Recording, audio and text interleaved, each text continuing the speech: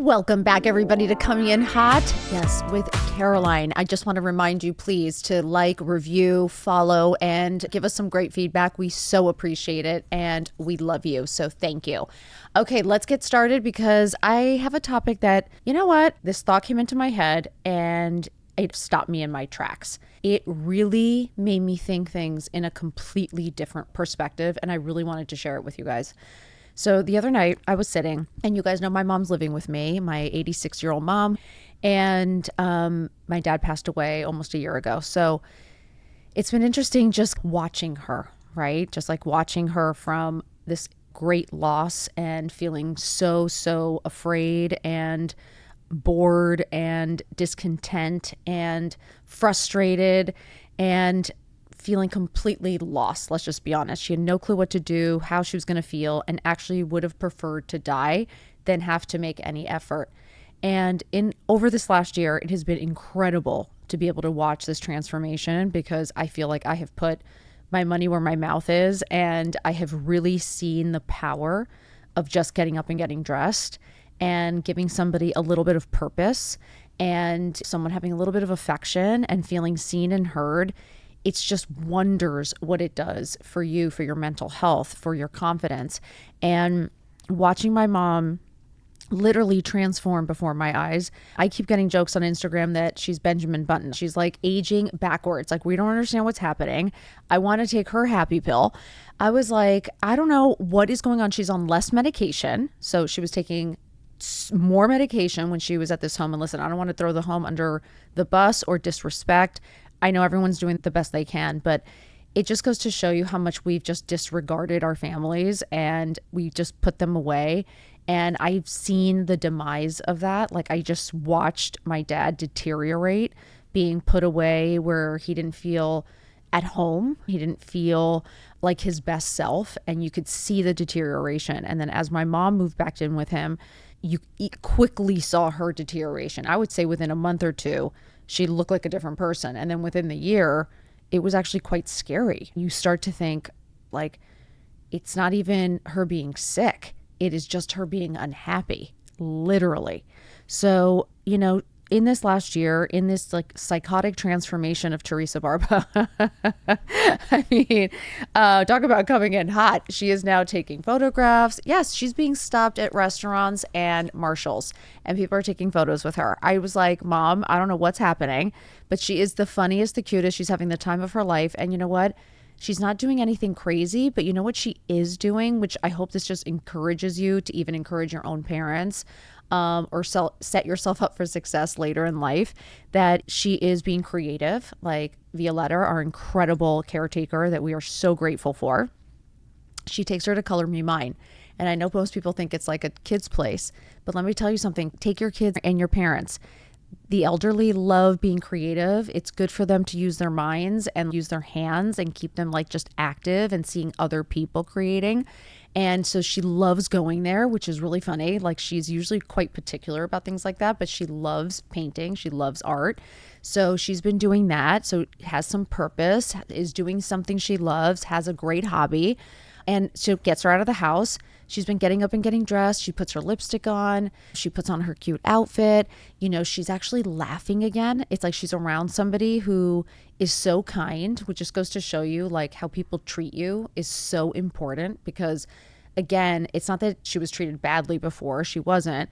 But it wasn't this like having a friend. There's a difference, like a stranger taking care of you, even if they're nice to you, but then having a friend or a family member take care of you. And Violetta is like a family member. She is so loving and caretaking, like does her hair and takes her out for lunch every day, wherever she wants. They go shopping, they go to Costco. So she gets exercise because she pushes the cart and takes her everywhere. And they go get flowers. And my mom loves making all the flowers for the house. Now she's obsessed with, she apparently was a florist. Now she's making up stories, but it's fine. She thinks she was a florist. She loves it. So again, having these hobbies fulfilled, having some purpose, feeling content, having some great company, somebody who's really nice to you, right? Getting up and getting dressed, feeling grateful. The other night, you guys, when I say this is just to confirm all the happy tools, and then I'm going to ask you a major question, so you're going to have to wait for it. So the other night, I was in her room. I wanted to say goodnight to her. And she was like, I am so grateful. She's like, thank you so much for taking care of me. She's like, I don't know what I would have done without you. And I was like, Mom, my mom has not said thank you to me in 50 years. Like it's like music to my ears to feel a little appreciation after being that caretaker, that what I always felt like that clown that had to make sure she was okay. It was incredible to hear thank you. And yes, it's because she needs me desperately now. And she understands that I more hold the power at this point, which is why I always want people to be prepared, because you do give your power away when you don't know how to take care of yourself, because then you are at somebody else's mercy. Bottom line. So again, keep reading. You have every source available to you, whether it's Google, whether it's YouTube, to figure things out and set yourself up so that you do have money saved, so that you have an incredible caretaker that you actually like and is really nice to you. You know what I mean? And making sure that maybe you can be in your home or wherever you feel safe and at home, so that you are getting up and getting dressed and still having things that excite you and wake you up and you want to have fun and laugh. Because seeing my mom laugh, it's like medicine. Like literally all of these things are like medicine. And I don't know why we don't take advantage of them.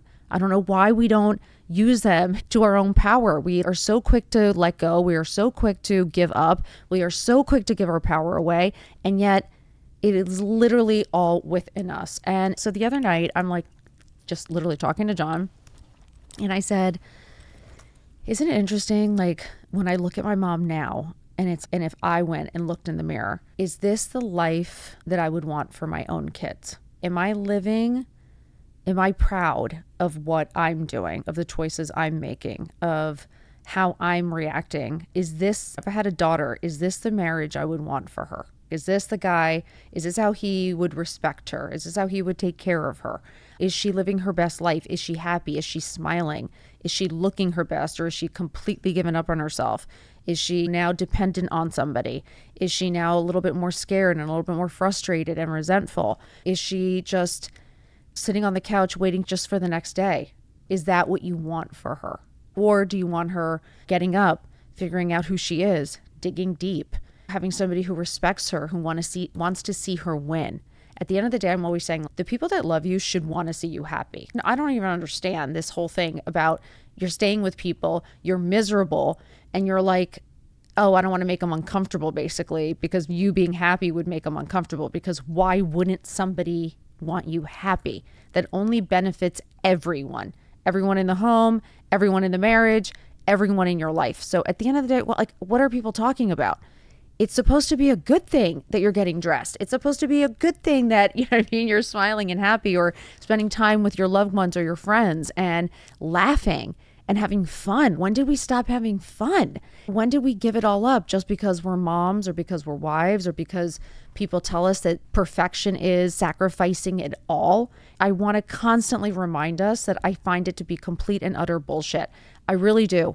I really think that the greatest sacrifice is the one of you not trying. The greatest sacrifice is you giving up everything for everyone and then having your kids and your family seeing you miserable. At the end of the day, I know my kids, like I said the other day, my kids never said they were so proud of me when I was at school every single day, volunteering, stressed out of my mind, had 3 anxiety attacks, raising money for the school. They never were like, Mom, I'm so proud of you. You work so hard. But the other day, Sawyer comes in, my teenage son, 14 years old, walks in. I had the chills, you guys. I mean, a 14-year-old son comes in and he's like, Mom, I am so proud of you. He's like, you're killing it. He's like, just keep going. And I'm like, funny as, the sacrificial mom, I never got that, which is really sad, because I think it's the hardest, greatest job on the planet, and we do not get enough credit for it. That's the problem. But maybe it's because we're not happy doing it all the time. So I'm like, what if we were happy more? Would we get a credit? Because I am not at everything now, and my kids are perfectly fine. I'm not showing up to every little thing. I can't do pickup all the time, which normally I feel so guilty for. But you know what? They're seeing me happy, so they don't think I'm a bad mom because I'm not there. They think I'm a good mom because I'm there when I'm happy and I'm smiling and I'm treating them well, and I'm also taking care of myself, right? That only benefits everyone. I don't think my kids want a hot mess showing up at school to pick them up, or to take care of them. John, the other day, he's like, I mean, what kind of doctor would you want to go to, right? If you show up somewhere, who would you want taking care of you? Somebody who looks like a hot mess, or a doctor that's well put together? You know what I mean? They took the time and they look like they have their shit together. Right? So if you really think of it that way, I think my kids definitely would want to see me looking like I have it together, rather than I'm a complete mess and then I'm telling you how you're supposed to have it all together. Is this a life you would want for the people you love, or for the person you love, or for your daughter, for your son? Is this the marriage? Is this the work life? Is this what makes you happy? Like, are you smiling? Are you looking your best? Are you feeling your best? Are you doing your best? I think it's a real question. I think it's really worth asking yourself. Why waste one more day, one more month, one more year not looking and feeling your best? To me, that is the greatest regret of all. And I know my mom, if she would have passed away, if I would have left her there a year ago, and I know she would have passed away. I honestly know she wouldn't be here now, because loneliness kills the same way as happiness is medicine, right? So imagine negativity and unhappiness. It's toxic. It's a virus. Again, it kills your spirit. It kills you. Whereas laughing and love and gratefulness and movement and getting up and getting dressed and giving a shit about yourself is actual medicine, and it actually saves you. So we don't give it enough credit. And I will double down on it, because if you could see Teresa now, the queen, she is living her best fucking life. And it hasn't even been a full year. Hasn't even been a full year. And yes, did she resist? Of course. It's hard to change. It's hard to have to accept that maybe you didn't do it perfect. My mom has apologized for not showing up, not being there, having to always chase my dad. It was hard, you guys. But what I realized is she did sacrifice it all. And I think it's my job to not sacrifice it all in her honor, because what a waste for me to do and make all the same mistakes. I think that's how you dishonor your parents, by not living your best life and honoring their sacrifices, because maybe they just didn't know better. But once you know better, you got to do better, right? So no excuses. We've got to face it. We got to face the mirror. We got to look at ourselves, and we've got to ask, is this what you want? Is this what you want for you? Is this what you want for your kids? Is this what you want for your life? Is this what you want for your parents? It's not easy. And the more that you prepare, the more that you are aware, have some awareness, and understand that life is fleeting, and that we're so fortunate, and that we get to live it, and that it is such a luxury to be able to get up and get dressed and make an effort and put that oxygen mask on every single day. I think about it. I have friends who have lost their children. I have incredible friends that have lost their parents. We've all are, I've been hearing and seeing a lot of loss lately.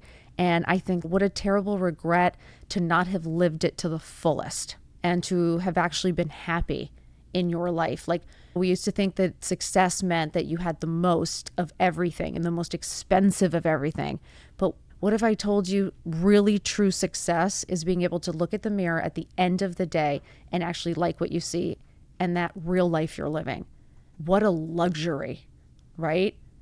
So I never want to take that for granted. And I am very lucky now. I'm very fortunate and blessed that I get to witness it in my home every day, how lucky I am, because I am watching someone age. I am watching someone in their last years of life. I hope it's not, but you never know, right? We never know what we're going to be dealt the next day. So why would you ever waste a day? Why would you ever waste a day of looking fabulous? Why would you ever waste a day of having fun or laughing or, trying to spend time with someone you love, or showing up for someone or helping someone? You'll never regret it. You'll never regret looking fabulous, feeling fabulous, and doing fabulous things. You just won't. So if you know what's good for you, it just takes a little effort and some hard work, and maybe having to make some hard choices, maybe having to be brutally honest with yourself. But like, aren't you worth it? Right? Isn't your life worth it? Like, you are the special occasion. Your life is a special occasion. And I want you to actually be honest with yourself. So this is your gentle reminder today to take a very hard look and start writing down, you guys, even start writing down things that you would love to do or see. John and I have a list of our things that we've never done. So we have our to-do lists. There's certain places we want to travel back to. We're just trying to manifest that, remind ourselves, sometimes writing it down. There is this trigger in your brain when you're writing it down and you're making that list and you just keep looking at it, keep reminding yourself of the things you want and how to get there and work hard for it. So we have a list. We're starting to just look into the future and get really excited. So I just wanted you guys to just take the moment to take that look in the mirror. Remind yourself of what kind of life you want to live. And I'm not talking about because you have the most expensive of everything, really because you look around the room and you don't want to fucking escape. You know what I mean? Like you actually look around your room and feel content and feel happy and feel peaceful. So start taking a hard look, because once you make the changes, once you are happy, I'm telling you, it is a trickle effect, and your kids are watching. And I honestly think the biggest mistake we make is we talk, but we don't walk. And I think proof's in the pudding. So I think when your kids actually see you getting up and getting dressed and actually working hard and making your dreams come true, you actually give them hope.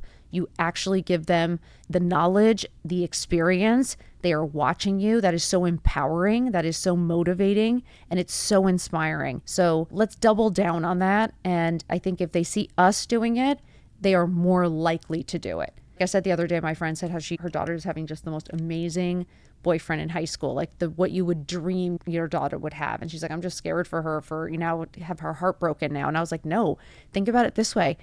Amazing that she had this as her first experience. So now she has that boundary. Like she knows how good it can be. So you don't accept anything less.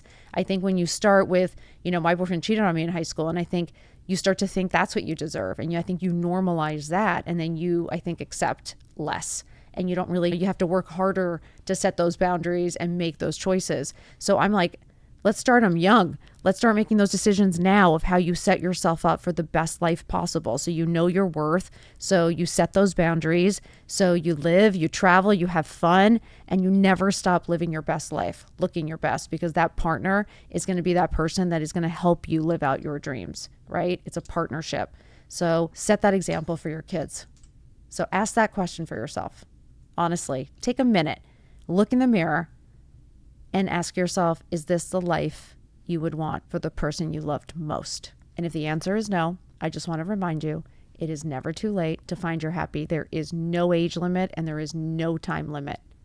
You always have the opportunity. Every single morning, you have the opportunity to evolve, to change, to grow, to learn, and just to be a better version of you. So never give up on you. Okay, you guys? I love you so much. I want to do just a quick, fast, hot. No, I'm kidding. Just wanted to remind you how incredible I think you are. You're the special occasion. So live it.